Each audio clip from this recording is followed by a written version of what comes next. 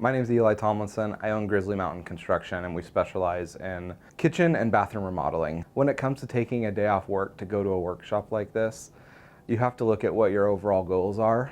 So for me, it was a really easy decision to say, okay, I'm not going to be at work today, but I'm going to be working on my business, which is oftentimes where, as contractors, we kind of forget that it's not always putting on the bags, but it's also making sure that you have a business that's going to be successful and running tomorrow and not just for today. At the end of the day, when we finished the workshop in Portland, I kind of realized I was doing a lot of things wrong. I've been running on just a hope and a prayer mostly. Talking to Fred at that workshop, it opened my eyes to a lot of things that I hadn't been doing, or I had just been kind of hoping I was going to do right, but wasn't quite there yet. You think you can do it all yourself, you think that you don't need help, or you can just kind of like, grind your teeth and grit through it.